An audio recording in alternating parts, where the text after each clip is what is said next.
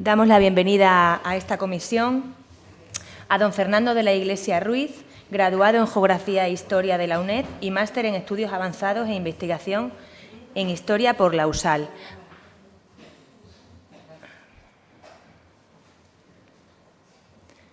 Le damos la palabra, señor de la Iglesia Ruiz, por un tiempo máximo de 10 minutos cuando usted quiera.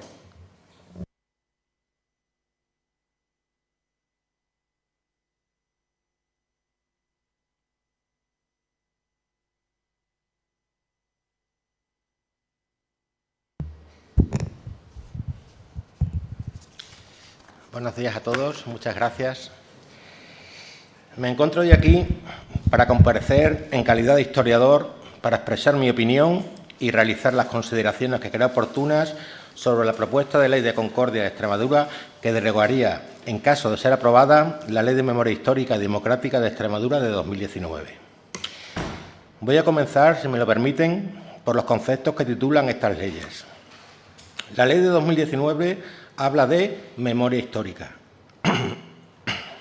La memoria es una función de nuestro cerebro que nos permite almacenar y recuperar la información del pasado. Nuestra memoria se construye en base a experiencias vividas y experiencias percibidas. En cuanto a la historia, podemos decir que es una realidad interpretada. Por tanto, nuestra memoria histórica sería la reconstrucción de un pasado que, si hablamos de un periodo en el que la mayoría de los españoles de hoy no lo han vivido, solo podemos recordarlo por experiencias percibidas. La Ley de Memoria Histórica se basa en un pensamiento colectivo. Para saber el pensamiento colectivo, habría que conocer los pensamientos individuales, cuestión que se antoja bastante difícil, y solo podemos realmente hablar de lo que intuimos que puede pensar una mayoría. En la ley se habla de una, entre comillas, verdad histórica, utilizando en varias ocasiones expresiones del tipo, entre comillas, como es sabido, o habla de, entre comillas, cuestiones históricas a investigar si se desea esclarecerse la verdad. Sobre la Guerra Civil hay una ingente bibliografía cifrada en más de 20.000 libros publicados e innumerables artículos. Con el comienzo de la democracia se multiplicaron las investigaciones locales y regionales y aparecieron síntesis y análisis globales, siendo el conflicto más estudiado y publicado no solo de la historia de España, sino uno de los más tratados de la historia mundial. Los enfoques, temáticas, calidad de la investigación, objetivos e intenciones de la producción historiográfica, como puede imaginarse, es muy diversa, por lo que no podemos decir que haya todavía un gran consenso entre los historiadores en algunos aspectos. Pero somos los historiadores los que tenemos que recuperar la memoria, o más bien las memorias, y luchar contra el olvido. Somos los que estudiamos y analizamos e interpretamos el pasado. Somos los que tenemos que ayudar a comprender la evolución de las sociedades humanas y sus hechos históricos. Somos los que tenemos que realizar la interpretación crítica de las fuentes.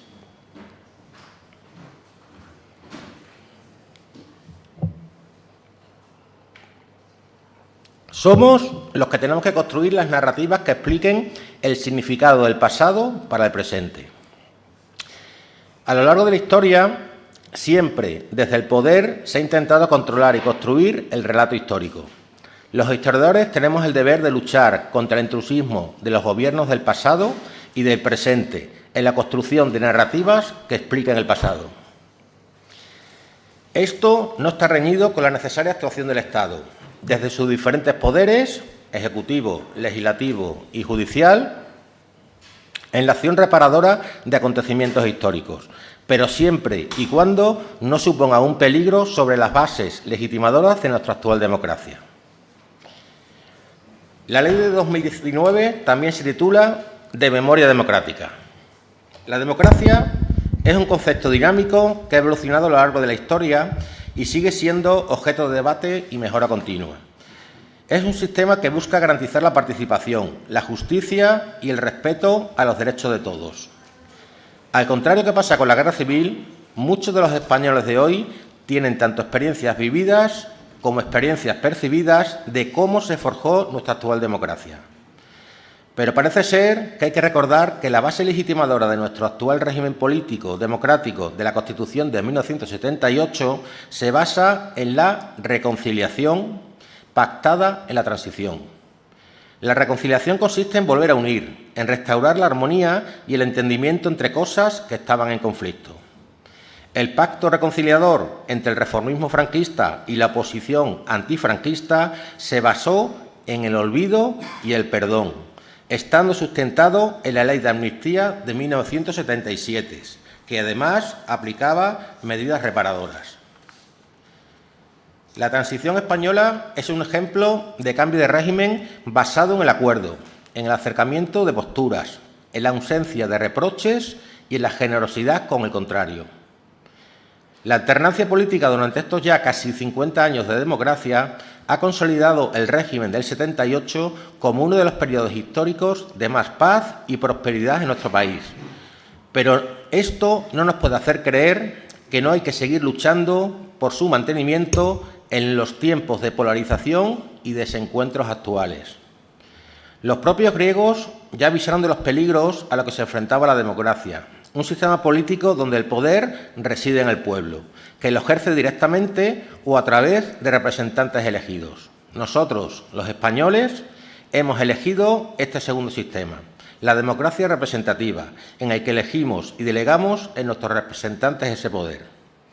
Señorías, ustedes representan el poder legislativo y son responsables de mantener el legado y el espíritu de la transición y la Constitución de 1978, a no ser que quieran cambiar de régimen, que en su derecho también estarían, como quisieron las Cortes Generales tras la muerte de Franco. Como no dispongo de tiempo suficiente para analizar con más detalle esta ley, paso a dar mi opinión y crítica de la misma. En primer lugar, considero que la ley de 2019 fue una oportunidad perdida para enmendar errores del pasado. Durante el franquismo ya hubo intentos de reconciliación que fracasaron. Esta ley repite esos errores. Si en el fútbol un árbitro pita por error un penalti en un área, no se hace justicia pitando otro penalti inexistente en el otro área. La justicia nació de la necesidad de mantener la armonía y resolver los conflictos entre los integrantes de una sociedad. La ley de 2019 se enmarca en una política de un claro espíritu revanchista, la venganza por un daño, una ofensa o una derrota que se ha sufrido. Establece mecanismos de adoctrinamiento de determinadas ideas o creencias, intentando construir una historia respondiendo a intereses del presente. Responde a la voluntad de señalar que los que actualmente no votan a partidos de izquierda son los herederos de los asesinos de los que luchaban por la democracia y la libertad. Construye una legitimación propia y demoniza la ajena. Construye una interesada interpretación del pasado, rescatando no solo una parte parcial y partidista de la memoria para intereses del presente. Busca la confrontación y ataca directamente la base legitimadora de nuestro actual régimen político democrático de la Constitución de 1978, la reconciliación pactada en la transición. Ni olvido ni perdón.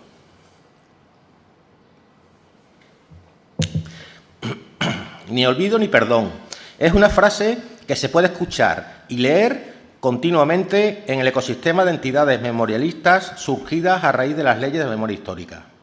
No es una frase o un lema banal, ya que ataca, como ya he dicho, la base de la legitimidad de nuestra democracia, pudiéndose enmarcar perfectamente en el discurso del odio. Muchos nos quieren hacer creer en el mito de las dos Españas, condenadas a enfrentarse, y se empeñan en construir muros que las separen. No podemos obligar a la gente a tener que volver a elegir, conmigo o contra mí. Durante la Segunda República, en todo caso, fueron tres las Españas que estaban enfrentadas: la democracia, la revolucionaria y la contrarrevolucionaria. La España democrática fue la primera que sucumbió ante las otras dos Españas, para dejar libre el campo para poder enfrentarse entre la revolucionaria y la contrarrevolucionaria. Los discursos del odio se impusieron a los discursos posibilistas y democráticos. No se puede sostener la idea de una idílica, tranquila y pacífica república democrática que fue asaltada por viejos militares, curas y terratenientes ayudados por Hitler y Mussolini, que todas las víctimas de la represión franquista fueran luchadores inocentes por la libertad y la democracia. Tampoco ningún demócrata de hoy en día puede defender y legitimar los golpes de Estado fracasados de diferentes signos que hubo durante la Segunda República. La guerra civil fue el resultado del fracaso de un régimen republicano democrático, donde una mayoría de políticos buscaron la confrontación y la defensa maximalista de sus ideas. La transición española, que desembocó en nuestro actual régimen democrático, quiso y consiguió dejar atrás un periodo traumático y divisivo de los españoles. No podemos volver en nuestra sociedad actual a echarnos los muertos a la cabeza. Hay que desechar el concepto de memoria histórica, ya que la memoria es plural. La interpretación del pasado tiene que estar enmarcada en una discusión razonada y desapasionada, bajo una buena fe interpretativa, sin encono sectario y tras una meditada reflexión. Hay que proteger y no poner en riesgo las bases legitimadoras de nuestra democracia. La proposición de ley que hoy nos ocupa y que deroga la de memoria histórica y democrática... Señor de la Iglesia Ruiz, vaya finalizando, por favor. Termino. Se titula de concordia.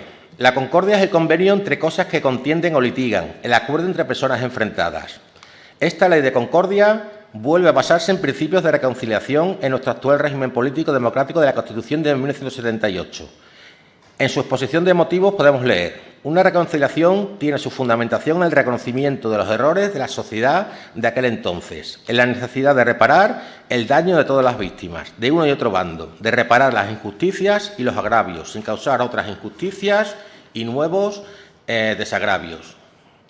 Esta ley no segrega víctimas ni confronta. Estamos nuevamente ante la oportunidad de no cometer errores del pasado. Yo les pido a ustedes, representantes de los ciudadanos, que regresen al posibilismo, dejen atrás el radicalismo, el fundamentalismo o el extremismo y opten por la negociación y el compromiso con el adversario político. Busquen avances a través de la colaboración y el acuerdo, incluso con aquellos que tienen puntos de vista diferentes. Construyan puentes y mejoren esta ley con propuestas que la enriquezcan. Les deseo suerte y acierto. Muchas gracias por su atención. Muchas gracias, señor de la Iglesia Ruiz. Seguidamente, en el turno de portavoces de los diferentes grupos parlamentarios, tiene la palabra por el Grupo Parlamentario Unidas por Extremadura la señora Fernández Cordero por un tiempo máximo de 2 minutos. Gracias, señora presidenta. Muy buenos días, señor de la Iglesia Ruiz. Gracias por venir y por su comparecencia. Hay una frase que usted ha dicho, que los historiadores tienen que hacer su trabajo. Yo con eso estoy completamente de acuerdo. Pero ¿qué pasa con los historiadores que confrontan con su visión? ¿Qué hacemos? Porque yo creo que también hay que escucharles a ellos, ¿no? Sí. Y creo que, obviamente, aquí tenemos al final, decir que la historia es neutral, lo que hace es alimentar ese blanqueamiento que lamentablemente vivimos, porque al final que fue una dictadura que, obviamente, eso se remodela y se reeduca en términos que no son democráticos. Al final, ¿qué valores democráticos queremos? Eso es lo que buscan también las leyes de memoria. A mí hay una cosa que usted ha dicho, que las leyes de memoria tienen un espíritu revanchista y de confrontación. Me gustaría preguntarle qué revanchismo, qué confrontación hay cuando los familiares y aquellas víctimas también de la represión nos piden a los poderes públicos que, por favor, hagamos nuestro trabajo y que les saquemos de ahí. Siempre voy a decir, y lo voy a repetir muchísimas veces, la concordia se logra cerrando esas heridas, no dejándolas abiertas. Si en esta ley, que no se especifican ni partidas presupuestarias para las exhumaciones, no se habla de los campos de concentración, usted ha dicho que al final estos son experiencias percibidas, ¿no? La experiencia percibida es que mi abuelo estuvo en un campo de concentración. ¿Qué hacemos? ¿Lo olvidamos? ¿Niego la historia de mi abuelo? ¿Niego la historia de mi familia? ¿Niego que a mí de pequeña, y yo soy una persona joven, se me pidiese no mencionar que mi abuelo fue del Partido Comunista y Republicano, mientras que mi otra familia, que estuvo en el bando franquista, no me decían que tuviese que tener miedo de nada por decir que hubieran sido franquistas? Aquí lo que se busca es precisamente reparar eso. Y esta ley de concordia precisamente lo que busca es esa confrontación. Porque no podemos negar que las leyes de memoria intentan restaurar esos valores democráticos que creo que tenemos que luchar todos y todas por ellos. Muchas gracias. Muchas gracias, señoría. A continuación, por el Grupo Parlamentario Vox, tiene la palabra por un tiempo de 2 minutos el señor Sánchez Ocañavara. Gracias, señora presidenta. Bienvenido, señor de la Iglesia, y gracias por su comparecencia. Yo me voy a detener brevemente en 2 aspectos con los que no concuerdo del todo con usted, porque con el resto estoy prácticamente de acuerdo. Es que ha mencionado que el régimen republicano era democrático.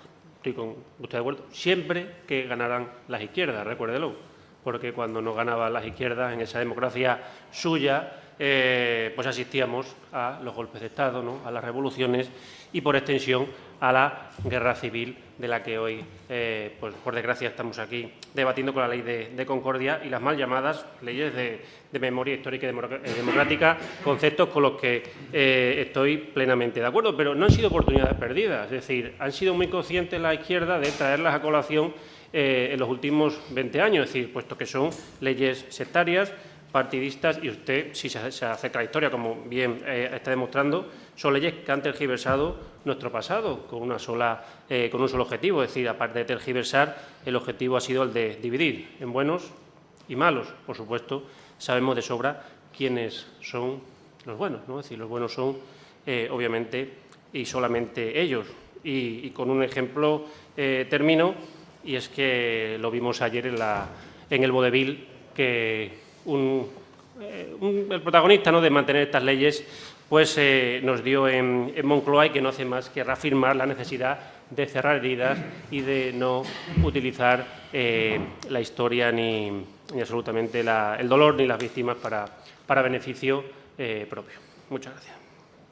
Muchas gracias, señoría. Seguidamente, por el Grupo Parlamentario Socialista, tiene la palabra por un tiempo de 2 minutos el señor Utrera Fernández. Gracias, señora presidenta.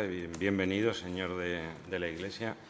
Creo que el diputado de Vox no le ha entendido a usted, porque yo creo que le he entendido bien, y usted prácticamente lo que ha venido a decirnos que ha responsabilizado a la República, a nuestra primera experiencia democrática, a nuestra primera democracia constitucional. Usted ha venido a responsabilizarlas del golpe de Estado. Yo creo que el señor de Vox no lo ha entendido bien. Pues es que además usted, mire, ha sido incluso más radical.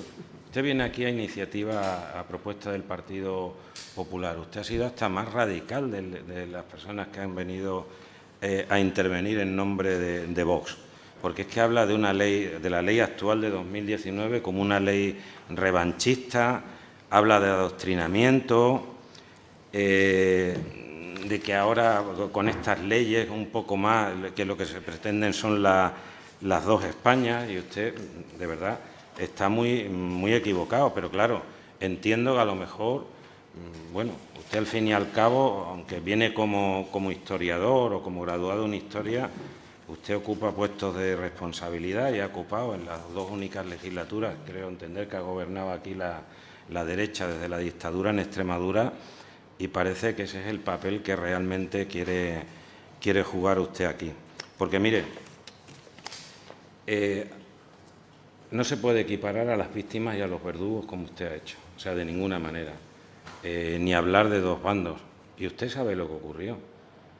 Los terroristas, o sea, quienes dieron el golpe de Estado y el régimen terrorista de 40 años posteriores, fueron homenajeados, fueron reconocidos, fueron premiados. Usted que ha estudiado historia sabe, por ejemplo, se le pusieron su nombre a calles, se le pusieron su nombre a avenidas, se erigieron monumentos, se les regalaron administraciones de lotería, expendedurías de gasolina, etcétera.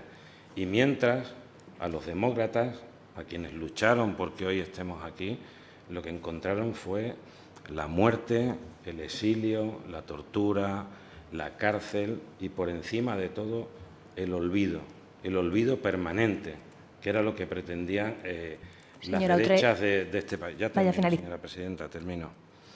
Y es precisamente lo que la ley de 2019 trata de restaurar. Muchas gracias. Muchas gracias, señoría. Y finalizamos el debate. No, en último lugar, perdón. Y por un tiempo de 10 minutos tiene la palabra por el grupo. 2 minutos. 2 minutos. 2 minutos.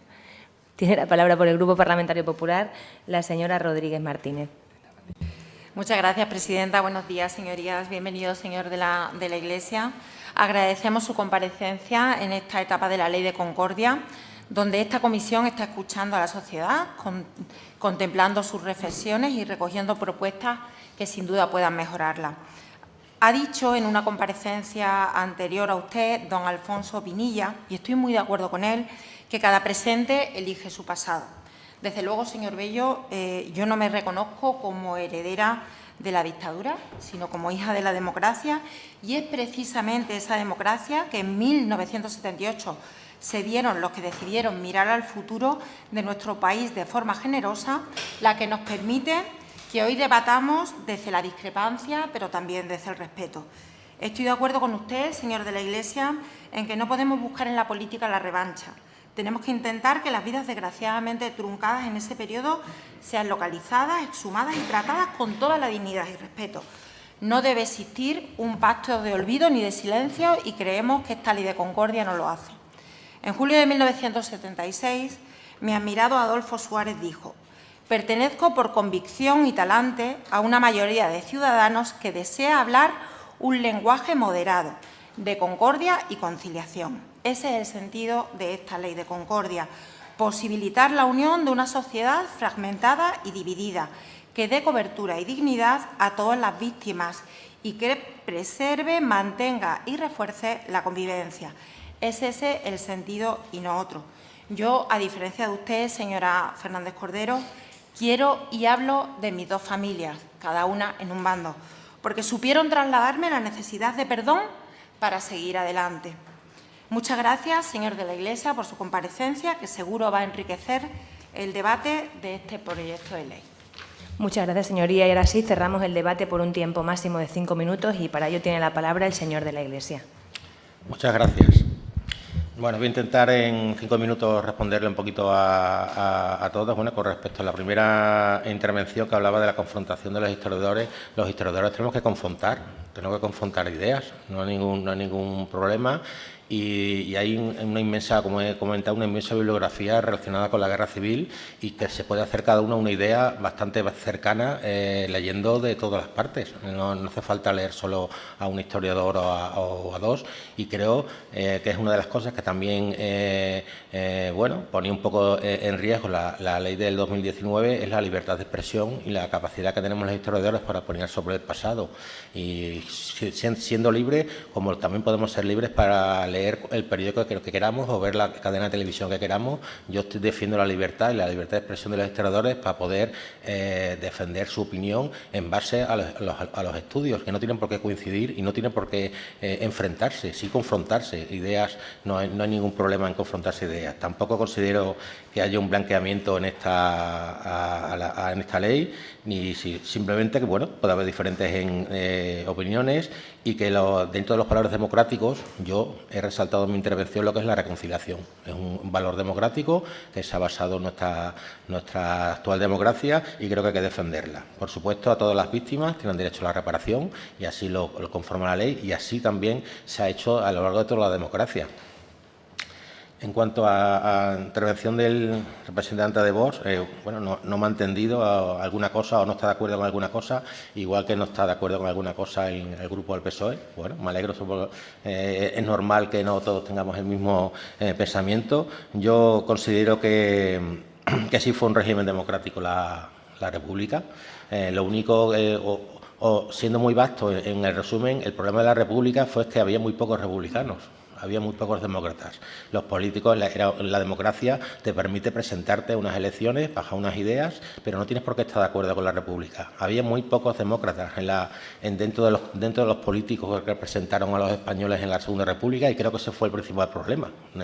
Las tres Españas que he comentado antes en mi intervención. Tampoco considero que esta sea una cuestión de buenos o malos. Las ideas no son ni buenas ni malas, son las personas las que son buenas y malas. Había personas que lucharon en un bando, lucharon en otro, la mayoría, ya las aseguro yo, que fue el que le tocó, O sea, no lo eligieron, y después dentro de su compromiso de las ideas quiso luchar por un bando o de otro, pues había buenos y malos, y había asesinos en los dos bandos comprometidos. Eso no determina las ideas de que sean buenos o malos, ni siquiera el bando. En cuanto, bueno, la intervención dice que es responsabilidad de la República del golpe de Estado. No, la República no tuvo la culpa del golpe de Estado. Fueron los políticos de la República los que arruinaron lo que es la República. No fue el golpe de Estado. Yo no estoy de acuerdo con ni defiendo el golpe de Estado. No creo que sea ni ese ni los anteriores que hubo, ni durante la Segunda República ni durante todo el siglo XIX. Era una manera de actuar que, gracias a Dios, creo que la hemos superado, lo que es la utilización de la fuerza para defender tus ideas políticas y el cambio de régimen. La transición es un ejemplo mundial de cómo se puede cambiar de régimen sin la fuerza. Pues dice que equiparo víctimas y verdugos. Por supuesto que no. Yo equiparo las víctimas de un bando y otro bando, igual, lo mismo de verdugos. El problema de la ley de memoria histórica no está en la reparación o no está en la búsqueda de los familiares, que las dos leyes son prácticamente iguales. Hay un problema con el tema de, ¿cómo le diría?, el recuerdo a la hora de hacer los listados. Yo que he investigado mucho esta temática, a la hora de hacer los listados de un bando, los represaliados de un bando y los represaliados del otro, hay una parte de represaliados en la guerra civil que no se pueden enmarcar en un bando o en otro bando. La separación de víctimas es uno de los errores que ha habido en la historiografía, tanto en la historiografía franquista, que intentaban legitimar el régimen, como después durante el régimen y posteriormente, que ha sobrevivido en algunos historiadores, es el confrontar víctimas. No se puede confrontar víctimas. Verdugos hubo en los dos bandos y víctimas hubo en los dos bandos. El problema está en calificar como una víctima en un bando a alguien que fue verdugo del otro, que los hay. En cuanto a... Bueno, me quedan unos segundos. En la intervención del PP, bueno, pues estoy de acuerdo con la frase de Pinilla de cada presente elige su pasado. Yo también me considero heredero de la transición. Creo que todos los partidos políticos que están ahora mismo en la Asamblea de Extremadura son herederos de la transición. No considero que el PSOE sea el heredero del PSOE de la guerra civil. Tampoco considero que el PP o los votantes del PP o los votantes de Vox sean herederos de la dictadura. Creo que todos los partidos políticos de la actual democracia somos herederos de la transición, y así lo creemos firmemente. Por lo tanto, tampoco me considero yo heredero de ninguno de los bandos de la guerra civil. Muchas gracias. Pues muchas gracias, señor de la Iglesia Ruiz. Le damos las gracias por su comparecencia y pasamos, si le parece, a la siguiente.